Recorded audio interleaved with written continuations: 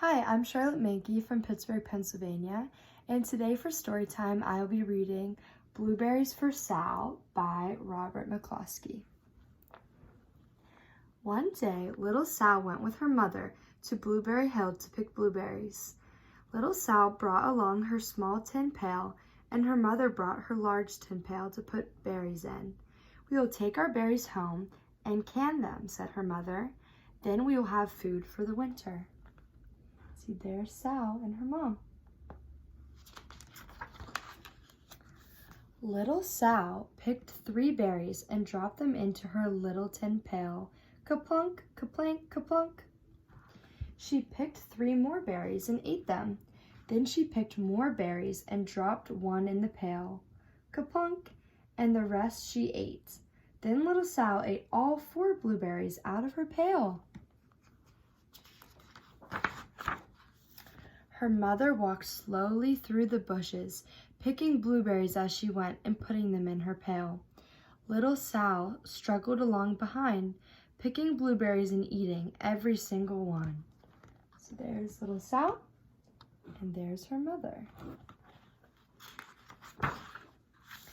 Little Sal hurried ahead and dropped a blueberry in her mother's pail.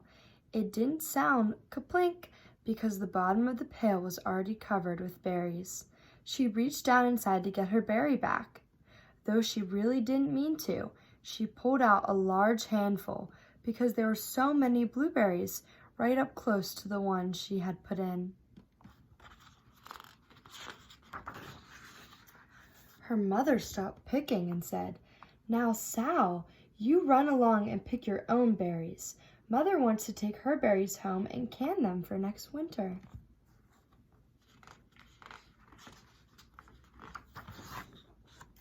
Her mother went back to picking, so we see her mother over there. But little Sal, because her feet were tired of standing and walking, sat down in the middle of a large clump of bushes and ate blueberries.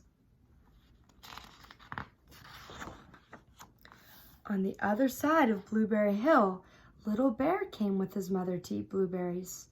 "Little Bear," she said, "eat lots of berries and grow big and fat. We must store up for the long, cold winter." So there's Mama Bear and Little Bear. Little Bear followed behind his mother as she walked slowly through the bushes eating berries. Little Bear stopped now and then to eat berries. Then he had to hustle along to catch up.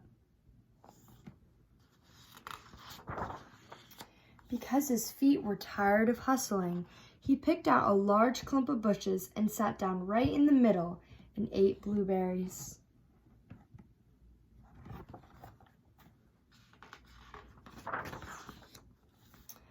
Over on the other side of the hill, little Sal ate all of the berries she could reach from where she was sitting.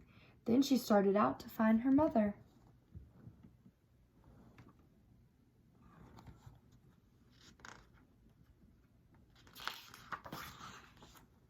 She heard a noise from around a rock and thought, "That is my mother walking along."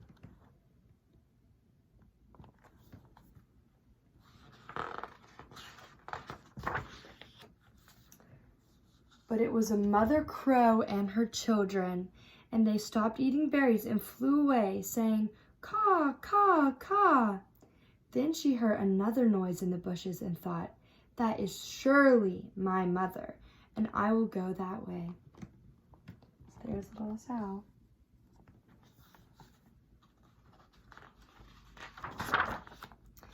But it was Little Bear's mother instead.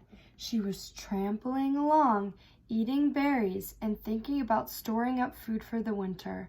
Little Sal tramped right along behind.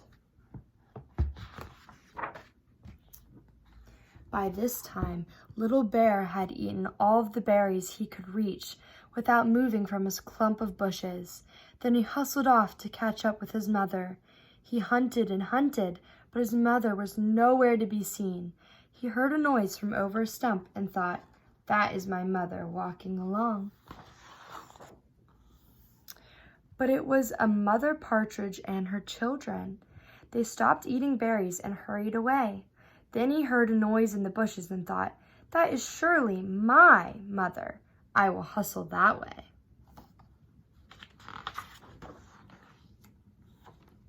So there he is. But it was little Sal's mother instead. She was walking along, picking berries and thinking about canning them for next winter. Little Bear hustled right along behind.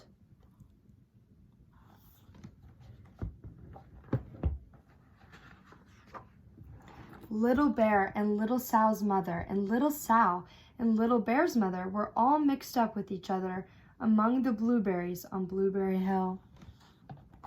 Can you see? There and there.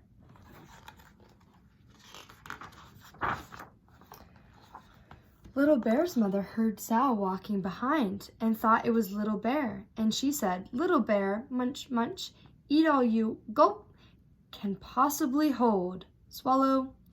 Little Sal said nothing. She picked up 3 berries and dropped them, ka-plink, ka-plank, ka-plunk, in her small tin pail.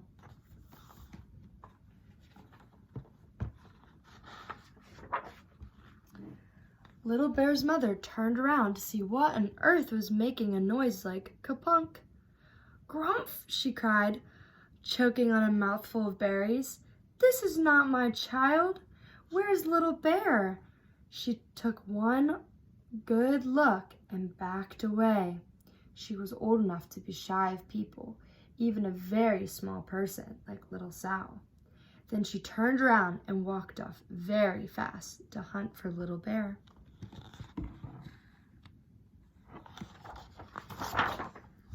Little Sal's mother heard Little Bear tramping along behind and thought it was little Sal. She kept right on picking and thinking about canning blueberries for next winter.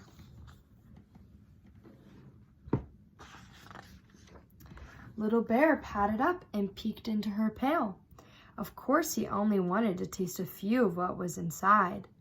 But there are so many and they are so close together that he tasted a tremendous mouthful by mistake. "Now, Sal," said little Sal's mother without turning around, "you run along and pick your own berries. Mother wants to can these for next winter." Little Bear tasted another tremendous mouthful and almost spilled the entire pail of blueberries.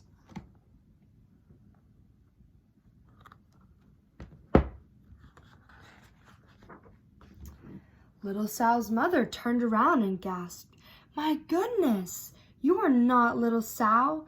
Where, oh, where is my child?" Little Bear just sat munching and swallowing and licking his lips. Little Sal's mother slowly backed away.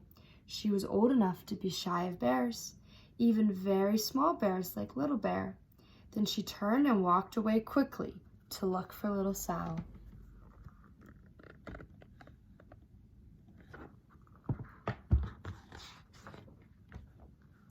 She hadn't gone very far before she heard a ka-plink, ka-plank, ka-plunk. She knew just what made that kind of noise. Little Bear's mother had not hunted very long before she heard a hustling sound that stopped now and then to munch and swallow. She knew just what made that kind of a noise. Little Bear and his mother went home down one side of Blueberry Hill, all the way and full of food stored up for next winter. And little Sal and her mother went down the other side of Blueberry Hill, picking berries all the way, and drove home with food to can for next winter. A whole pail of blueberries and 3 more besides. So there's the little bears, and there's the people. The end. Oh, and on the very last page, there is Sal and Mom in the kitchen.